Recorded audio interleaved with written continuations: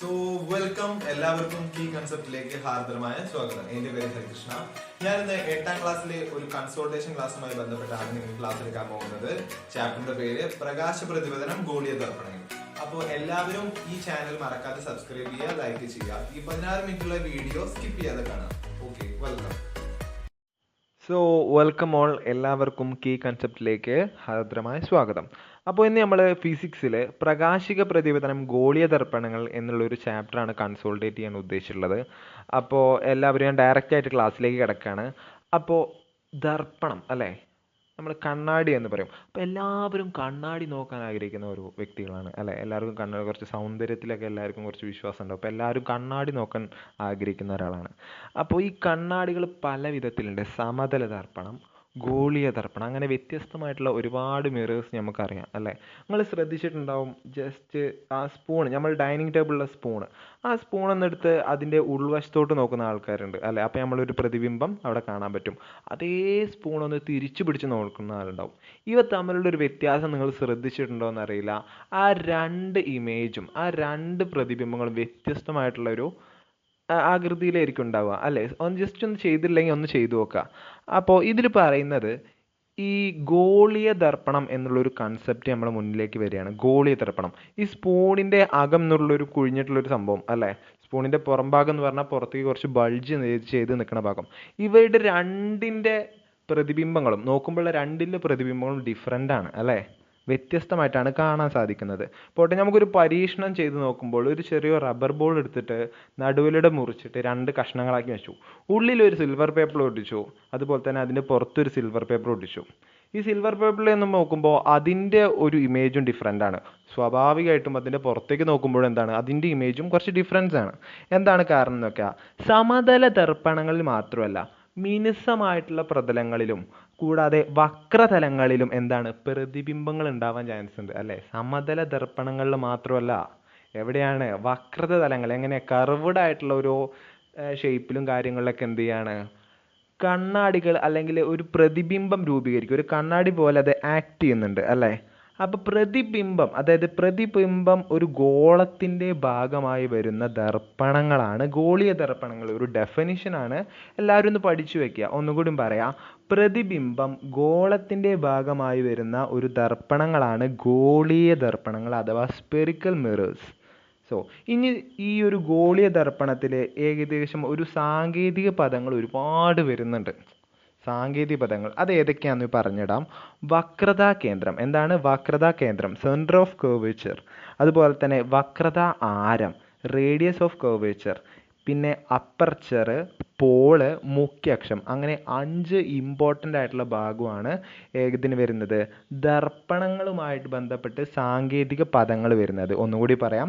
വക്രതാ കേന്ദ്രം, വക്രതാ ആരം, aperture, Paul, പിന്നെ മുഖ്യ അക്ഷം. ഇങ്ങനൊരു 5 സാങ്കേതിക പദങ്ങൾ വരുന്നുണ്ട്. ഇവ എന്താണെന്ന് നമുക്ക് ജസ്റ്റ് ഒന്ന് പഠിച്ചു നോക്കാം. സാങ്കേതിക പദങ്ങൾ പഠിക്കുന്നതിന് മുമ്പായിട്ട് നമുക്ക് 2 വ്യത്യസ്ത തരം ഗോളീയ ദർപ്പണങ്ങൾ പരിചയപ്പെടാം. ഫസ്റ്റത്തെയാണ് കോൺകേവ് മിറർ. എന്താണ് കോൺകേവ് മിറർ? അതായത് കോൺകേവ്, കേവ് എന്ന് പറഞ്ഞാൽ ഗുഹ. അതെ, കുറച്ച് ഉള്ളിലേക്ക് കുറച്ച് തള്ളി നിൽക്കുന്ന ഒരു മിറേഴ്സ് ആണ് അല്ലെങ്കിൽ ഒരു ദർപ്പണമാണ് എന്ത്, കോൺകേവ് മിറർ. അതായത് ഇതിന്റെ നേരെ ഓപ്പോസിറ്റ്, പുറത്തേക്ക് കുറച്ച് തള്ളി നിൽക്കുന്ന, കുറച്ചൊക്കെ ബൾജ് ചെയ്ത് നിൽക്കുന്ന ഒരു മിററാണ് എന്ത്, കോൺവെക്സ് മിറർ. അതായത് കോൺകേവ് മിറർ എന്താണ്, ഉള്ളിലേക്ക് കുറച്ച് കുഴിഞ്ഞിരിക്കും. കോൺവെക്സ് മിറർ എന്ന് പറഞ്ഞാൽ പുറത്തേക്ക് കുറച്ച് തള്ളി നിൽക്കും. ഇതാണ് നമുക്ക് ഏറ്റവും ഇമ്പോർട്ടന്റ് ആയിട്ടുള്ള 2 ഗോളീയ ദർപ്പണങ്ങൾ. ഇനി നമുക്ക് അതിന്റെ സാങ്കേതിക പദങ്ങളിലേക്ക് പോവാം. ഫസ്റ്റ് വക്രതാ കേന്ദ്രം.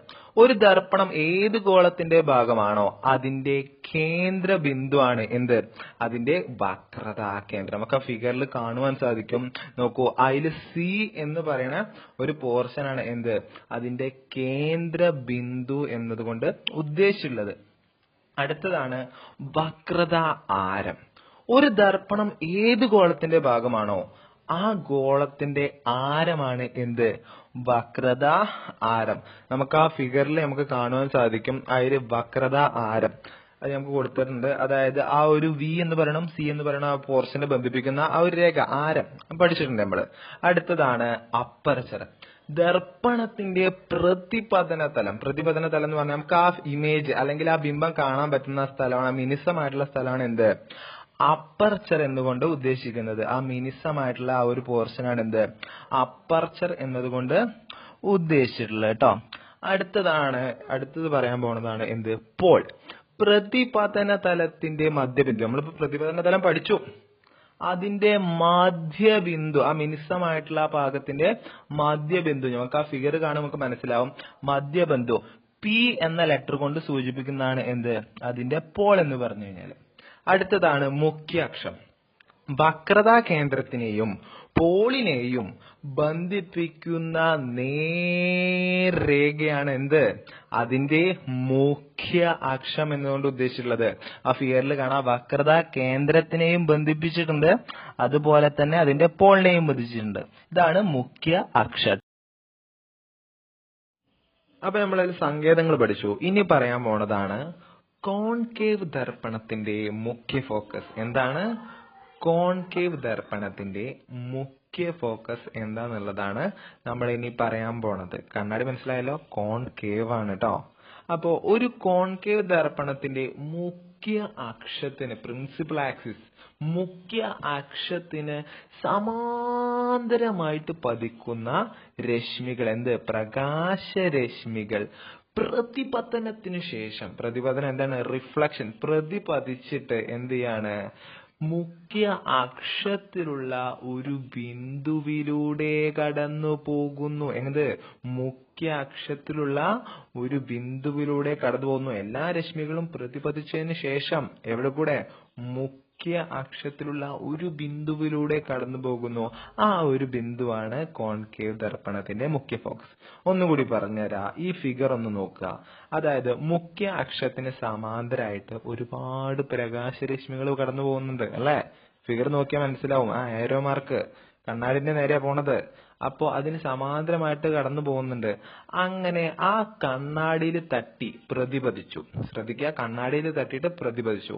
അങ്ങനെ പ്രതിപതിച്ചിട്ട് ഏത് കൂടെയാ കടന്നു പോകുന്നത്, നമ്മളെ സി പി എന്ന് പറഞ്ഞൊരു മുഖ്യ അക്ഷം, ആ മുഖ്യ അക്ഷത്തിലൂടെ എഫിലൂടെ കടന്നു പോകുന്നു. അതാണ് എന്ത്, അതിന്റെ മുഖ്യ ഫോക്കസ്. അടുത്തത് കോൺവെക്സ് ദർപ്പണത്തിന്റെ മുഖ്യ ഫോക്കസ്. ഇപ്പൊ നമ്മൾ കോൺകേവാ പറഞ്ഞത്, ഇനി കോൺവെക്സ് ദർപ്പണത്തിന്റെ മുഖ്യ ഫോക്കസ്. ഇതൊന്നും കൂടി നിങ്ങൾ ശ്രദ്ധിക്കുക, ഇത് കുറച്ചും കൂടി ഡിഫിക്കൽട്ട് ആണ് പറയാൻ. അപ്പൊ ഒന്നുകൂടി ശ്രദ്ധിച്ച് ഇരിക്കുക. എന്താണ്, കോൺവെക്സ് ആണ് അതിന്റെ ദർപ്പണത്തിന്റെ മുഖ്യ ഫോക്കസ്. എങ്ങനെയാണെന്ന് നമുക്ക് നോക്കാം. ഒരു കോൺവെക്സ് ദർപ്പണത്തിന്റെ മുഖ്യ അക്ഷത്തിന് സമാന്തരമായി പതിക്കുന്ന രശ്മികൾ ഒക്കെ പഴയ മാതിരി തന്നെ, ഒന്നും ബേജാറില്ല. ഒരു കോൺവെക്സ് ദർപ്പണത്തിന്റെ മുഖ്യ അക്ഷത്തിന് സമാന്തരമായി പതിക്കുന്ന പ്രകാശരശ്മികൾ പ്രതിപതനത്തിനു ശേഷം, അവിടെ ഒരു പ്രശ്നമില്ല, ദർപ്പണത്തിന്റെ മറുഭാഗത്ത്, പടച്ചമ്പുരാനെ, ദർപ്പണത്തിന്റെ വേറെ ഏതൊക്കെയോ ഭാഗത്താണ് ഉണ്ടായിരിക്കുന്നത്. ദർപ്പണത്തിന്റെ മറുഭാഗത്ത് മുഖ്യ അക്ഷത്തിലുള്ള ഒരു ബിന്ദുവിൽ നിന്ന് വരുന്നത് പോലെ തോന്നുന്നു. ഇതത് പ്രേതോ, വരുന്നത് പോലെ തോന്നുന്നു. ഈ ബിന്ദുവാണ് കോൺവെക്സ് ദർപ്പണത്തിന്റെ മുഖ്യ ഫോക്കസ്. ചിത്രം നോക്കുക, അല്ലാതെ നടക്കൂല. ശ്രദ്ധിക്കുക, ഇതാണ് കോൺവെക്സ് ലെൻസ്. ആ ലെൻസിന് നമ്മൾ മുഖ്യക്ഷത്തിന് സമാന്തരമായിട്ട് എന്ത് ചെയ്തു, ഒരു രശ്മി വന്നു. എന്നിട്ട് എന്തെയാണ്, ദർപ്പണത്തിലിട്ട് പ്രതിപതിച്ചു. പ്രതിപതിച്ചിട്ട് എന്താണ്, പ്രകാശരശ്മികൾ ഒരുമാതിരി പോത്തിന് വിട്ടമാതിരി പല വൈക്കും പോയി. പക്ഷെ എന്ത്, ഫോക്കസിന്റെ മറുവശത്ത് കേന്ദ്രീകരിച്ചു. അതെ, അതായത് ദർപ്പണത്തിന്റെ പുറകുവശത്തായിട്ടാണ് എന്ത്, ഫോക്കസ് രൂപം കൊണ്ടത്. നമ്മൾ രണ്ടും പഠിച്ചു. ഇനി കോൺകേവിന്റെയും അതായത് കോൺവെക്സ് ദർപ്പണത്തിന്റെയും മുഖ്യ ഫോക്കസുകൾ തമ്മിലുള്ള വ്യത്യാസങ്ങൾ നോക്കാം. എന്താണ്, കോൺകേവ് ദർപ്പണത്തിന്റെയും കോൺവെക്സ് ദർപ്പണത്തിന്റെയും മുഖ്യ ഫോക്കസുകൾ തമ്മിലുള്ള വ്യത്യാസങ്ങൾ എന്താണെന്ന് നമുക്കൊന്ന് നോക്കാം. അവ എന്തൊക്കെയാണെന്ന് നോക്കാം. ഫസ്റ്റ് കോൺകേവ് ദർപ്പണത്തിന്റെ മുഖ്യ ഫോക്കസ് നമ്മൾ രൂപീകരിച്ചത് കണ്ടു. ഫോക്കസില് അല്ലെ, കറക്റ്റ് ആയിട്ട് ഫോക്കസിലാ രൂപം കൊണ്ടത്. അതിന്റെ ഒരു പ്രത്യേകത എന്ന് പറയുമ്പോൾ അതിന്റെ പ്രതിബിംബം യഥാർത്ഥമായിരിക്കും, ദർപ്പണത്തിന് മുന്നിലായിരിക്കും. യഥാർത്ഥം, റിയൽ ആയിട്ടുള്ള ഒരു ഇമേജ് ആണ്. എവിടെ എന്റെ സ്ഥാനം, ദർപ്പണത്തിന് മുമ്പിലായിട്ടാണ് വരിക. അപ്പോ കോൺകേവിലെ പ്രത്യേകതകൾ മനസ്സിലായല്ലോ. ഇനി നമ്മള് കോൺവെക്സിന്റെ ഒന്നും കൂടി എന്താണ്, വ്യത്യാസപ്പെടുകയാണ്. യഥാർത്ഥ അല്ല അവിടെ പ്രതിബിംബം, നേരെ മറിച്ച് ദർപ്പണത്തിന് പിറകിലായിട്ട് രൂപപ്പെടുകയാണ്. നമുക്ക് തോന്നാണ് അതിന്റെ ബാക്കിൽ ഒരു രൂപം ഉണ്ട് എന്ന്. അപ്പൊ എന്താണ്? യഥാർത്ഥമല്ല, മിഥ്യയായിട്ടുള്ള പ്രതിബിംബം. എന്താണ്? മിഥ്യയായിട്ടുള്ള പ്രതിബിംബം. അതിന്റെ സ്ഥാനോ നമ്മളെ കോൺകേവിൽ എവിടെയോ മുന്നിലേനോ? ഇതിന്റെ എവിടെയാ? ദർപ്പണത്തിന് പിറകിലായിട്ടാണ് ബിംബം രൂപപ്പെടുക. അടുത്തത് നമുക്ക് പറയാനുള്ളത് ഫോക്കസ് ദൂരം എന്നതിനെ പറ്റിയാണ്. ഫോക്കസ് ദൂരം PE = F, സ്മോൾ എഫ് ആണ്. സ്മോൾ എഫ് എന്ന് പറഞ്ഞു കഴിഞ്ഞാല് ഒരു ദർപ്പണത്തിന്റെ പോളിൽ നിന്ന്, പോളാണെന്ന് പോളിൽ നിന്ന് അതിന്റെ മുഖ്യ ഫോക്കസിലേക്കുള്ള അകലമാണ് എന്ത്? ഫോക്കസ് ദൂരം എന്ന് പറഞ്ഞാല്. അതായത് ഒരു ഗോളീയ ദർപ്പണത്തിന്റെ ഫോക്കസ് ദൂരം സ്മോൾ എഫ്. ആ ദർപ്പണത്തിന്റെ വക്രത ആരത്തിന്റെ പകുതിയായിരിക്കും. അതായത് ഫോക്കസ് ദൂരം എന്നുള്ളത് വക്രത ആരത്തിന്റെ പകുതിയായിരിക്കും. അതായത് സ്മോൾ എഫ് =R/2. എന്തെങ്കിലും സംശയം ഉണ്ടോ? ഇല്ല. അതായത് സ്മോൾ എഫ് R/2. ഇനി നമുക്ക് എന്ത് ചെയ്യാണ്? ഒരു ക്വസ്റ്റ്യൻ ചെയ്തു നോക്കാം. അപ്പൊ നിങ്ങൾക്ക് മനസ്സിലാവും, കാര്യങ്ങൾ കുറെ കൂടി മനസ്സിലാവും. ചോദ്യം ഇതാണ്, എല്ലാവരും ശ്രദ്ധിച്ചിരുന്നോളൂ. ഒരു ഗോളീയ ദർപ്പണത്തിന്റെ വക്രത ആരം 20 സെന്റിമീറ്റർ. ഈ ദർപ്പണത്തിന്റെ ഫോക്കസ് ദൂരം. സിമ്പിൾ ആയിട്ടുള്ള ഒരു ക്വസ്റ്റ്യൻ ആണ്. അതായത് നമുക്കറിയാം R എന്ന് പറഞ്ഞാൽ ആരം. നമുക്ക് എത്ര? 20 സെന്റിമീറ്റർ തന്നിട്ടുണ്ട്. നമ്മൾ പഠിച്ചു ഫോക്കസ് ദൂരത്തിന്റെ ആരത്തിന്റെ നേർ പകുതിയായിരിക്കും. അപ്പോ സ്മോൾ എഫ് R/2. 20/2 10 സെന്റിമീറ്റർ. സംശയമൊന്നുമില്ലല്ലോ, സിമ്പിൾ ആയിട്ടുള്ള ഒരു കണക്ക്. ഓക്കെ ഫ്രണ്ട്സ്, ഇനി നമുക്ക് പറയാനുള്ളത് ഗോളീയ ദർപ്പണങ്ങൾ രൂപീകരിക്കുന്ന പ്രതിബിംബങ്ങൾ അതെങ്ങനെയാണെന്ന്, അതിൻ്റെ പ്രത്യേകത, സവിശേഷത, അതിൻ്റെ സ്ഥാനം, ഇതൊക്കെ നമുക്ക് മനസ്സിലാക്കണം. എക്സാമിന് വരുന്ന ഒരു പാർട്ടാണിത്. അപ്പം എന്ത് ചെയ്യാണ്? ഒരു പരീക്ഷണമാണ്. ഒരു പരീക്ഷണത്തിലൂടെ കണ്ടുപിടിക്കേണ്ട ഒരു വസ്തുതയാണ്. ഒന്നുമില്ല, ഒരു മേശപ്പുറത്ത് ഒരു നേർരേഖ വരയ്ക്കുക. അതിൻ്റെ ഒരറ്റത്തായിട്ട് ഒരു സ്റ്റാൻഡിൽ ഫോക്കസ് ദൂരം, ഒരു അറിയാവുന്നൊരു ഫോക്കസ് ദൂരം, ഒരു കോൺകേവ് ദർപ്പണം നമ്മൾ ഫിക്സ് ചെയ്ത് വെക്കുക, അവിടെ വെക്കാം. പിന്നെ എന്ത് ചെയ്യണം? ഇതിൻ്റെ മുഖ്യ ഫോക്കസും വക്രതാ കേന്ദ്രം ഒക്കെ ഒന്ന് ജസ്റ്റ് ഒന്ന് അടയാളപ്പെടുത്തി വെക്കുക. അതൊരു ടേബിളിൽ ആ ഒരു നേർരേഖയിൽ നമ്മൾ അടയാളപ്പെടുത്തി വെക്കണം. പിന്നെ എന്ത് ചെയ്യാണ്? കുറച്ച് അകലെയായിട്ട്, അതിൻ്റെ നേരെ ഫ്രണ്ടിൽ കുറച്ച് അകലെയായിട്ട് ഒരു കത്തുന്ന മെഴുകുതിരിയും വെക്കുക. ഇതിൻ്റെ ഒരു ഫോട്ടോ ഉണ്ട്, നിങ്ങൾ ജസ്റ്റ് നോക്കുമ്പോൾ, ഫോട്ടോ നോക്കുമ്പോൾ നമുക്ക് മനസ്സിലാവും. അപ്പോൾ എന്ത് ചെയ്യണം? കുറച്ച് അകലെയായിട്ട് ഒരു കത്തുന്ന മെഴുകുതിരി വെക്കുക. പിന്നെ എന്ത് ചെയ്യാണ്? വ്യക്തമായിട്ടുള്ളൊരു പ്രതിബിംബം ലഭിക്കുന്ന രീതിയിൽ ദർപ്പണത്തിന് മുന്നിൽ ഒരു സ്ക്രീനും വെക്കുക. ദർപ്പണത്തിന് മുമ്പിൽ ഒരു സ്ക്രീനും വെക്കുക. അപ്പം എന്ത് ചെയ്യണം? നമുക്ക് ഈ സ്ക്രീൻ അഡ്ജസ്റ്റ് ചെയ്യും തോറും, സ്ക്രീൻ ഇങ്ങനെ മാറ്റും തോറും അതിൽ പ്രതിബിംബം എങ്ങനെയാണെന്ന് നമുക്ക് കാണുവാൻ സാധിക്കും. അതിൻ്റെ പ്രത്യേകതകളും കാര്യങ്ങളൊക്കെ നമുക്ക് നോട്ട് ചെയ്യണം. അതിൻ്റെ ബിംബത്തിൻ്റെ സ്ഥാനം എവിടെയാണെന്ന് നമുക്കറിയണം. പിന്നെ ബിംബത്തിൻ്റെ പ്രത്യേകതകൾ എന്താണെന്നും കൂടി നമുക്കറിയണം. ഇനി നമുക്ക് എന്ത് ചെയ്യാം? 3 ടാബുലാർ കോളങ്ങൾ തന്നിട്ടുണ്ട്. ഈ എക്സ്പെരിമെന്റിന്റെ സവിശേഷതകളും ബിംബത്തിന്റെ സ്ഥാനമൊക്കെ പറഞ്ഞിട്ട് 3 ടാബുലാർ കോളം തന്നിട്ടുണ്ട്. അപ്പൊ വസ്തുവിന്റെ സ്ഥാനം വളരെ അകലെ വെച്ചു. പ്രതിബിംബം എവിടെ കിട്ടിയത് അറിയോ? എഫില്, ഫോക്കസിലാണ്. സാധാരണ നമ്മൾ ചെയ്യണ മാതിരി തന്നെ ഫോക്കസിലാണ് ബിംബത്തിന്റെ സ്ഥാനം കിട്ടിയത്. വസ്തു പറയുമ്പോൾ എന്താണ്? മെഴുകുതിരിയാണ്. അടുത്തത്, അതേ ബിംബത്തിന്റെ സവിശേഷതകൾ എന്താണെന്ന് ചോദിച്ചാല് യഥാർത്ഥമാണ്, നല്ല ഇമേജ് ആണ്. തല കീഴായത്, തല കുത്തിയിട്ടാണ് നിൽക്കുന്നത്. നമുക്ക് കാണുമ്പോൾ അറിയാം തല കീഴായതാണ്. ചെറുതായിരിക്കും ബിംബത്തിന്റെ വലിപ്പം. ഇനി നമ്മൾ എന്ത് ചെയ്യാണ്? വസ്തുവിന്റെ സ്ഥാനം സിക്ക് അപ്പുറം വെച്ച് കഴിഞ്ഞാല്, നിങ്ങൾ എക്സ്പെരിമെന്റ് അതിന്റെ കൂടെ നോക്കണം കേട്ടോ, എന്നാലേ നിങ്ങൾക്ക് ഏകദേശം ക്യാച്ച് ചെയ്യാൻ പറ്റുള്ളൂ. സിക്ക് അപ്പുറം വെച്ച് കഴിഞ്ഞാൽ എന്താണ്? ബിംബത്തിന്റെ സ്ഥാനം എവിടെയായിട്ട് വരിക? എഫിനും സിക്കും ഇടയിലായിട്ട് വരിക, ബിറ്റ്വീൻ എഫ് ആൻഡ് സി. അതിന്റെ പ്രത്യേകത എന്തായിരിക്കും? യഥാർത്ഥമായിരിക്കും, തല കീഴായതായിരിക്കും, ചെറുതായിരിക്കും കേട്ടോ, ചെറുതായിരിക്കും, പഴയമാതിരി തന്നെ. ഇനി എന്ത് ചെയ്യാണ്? വസ്തുവിന്റെ സ്ഥാനം നമ്മൾ സിയിലാണെന്ന് വെച്ച് വിചാരിച്ചോളൂ. എവിടെ വെച്ചത്? സിയില്. ബിംബത്തിന്റെ സ്ഥാനം എവിടെയാ? സിയിൽ തന്നെയായിരിക്കും. ബിംബം എവിടെ തന്നെ കിട്ടി? സിയിൽ തന്നെ കിട്ടി. അതിന്റെ പ്രത്യേകത ചെറുതായിട്ടൊന്ന് മാറിയിട്ടുണ്ട്. യഥാർത്ഥം പഴയമാതിരി തന്നെ, തല കീഴായത് അതും ശരിയാ, പക്ഷേ ഒരേ വലുപ്പമായിരിക്കും. എന്ത്? ബിംബത്തിന്റെ എന്താണ്? ബിംബം എന്താണ്? ഒരേ വലുപ്പത്തിലായിരിക്കും. വസ്തുവിന്റെ വലുപ്പം ബിംബത്തിന്റെ വലുപ്പം ഒരേപോലെ ആയിരിക്കും. അടുത്ത എന്താണ്? എഫിനും സിക്കും നമ്മൾ ഇടയിൽ വസ്തു വെച്ചു. എവിടെയാ? എഫിനും സിക്കും ഇടയിൽ വസ്തു വെച്ചു. നമുക്ക് എവിടെ കിട്ടിയത് അറിയോ? Beyond C. സിക്ക് അപ്പുറത്താണ് എന്ത് കിട്ടിയത്? നമുക്ക് ബിംബത്തിന്റെ സ്ഥാനം കിട്ടിയത്. അതിന്റെ പ്രത്യേകത എന്തായിരിക്കും? യഥാർത്ഥമായിരിക്കും, നല്ലൊരു ഇമേജ് ആയിരിക്കും, തല കീഴായ തന്നെയായിരിക്കും. പക്ഷെ എന്താണ്, ഒന്നുകൂടി മാറിയിട്ടുണ്ട്, വസ്തുവിനേക്കാൾ വലിയ ബിംബമായിരിക്കും കിട്ടുക. അടുത്തത്, നമ്മൾ എവിടെയാ വസ്തുവിന്റെ സ്ഥാനം വെച്ചതെന്ന് നോക്കൂ. എഫില്, ഫോക്കസിലാണ് നമ്മൾ വസ്തുവിന്റെ സ്ഥാനം വെച്ചത്. വസ്തു എഫിലാണ് വെച്ചത്. ബിംബത്തിന്റെ സ്ഥാനം എവിടെയാ കിട്ടുക അറിയോ?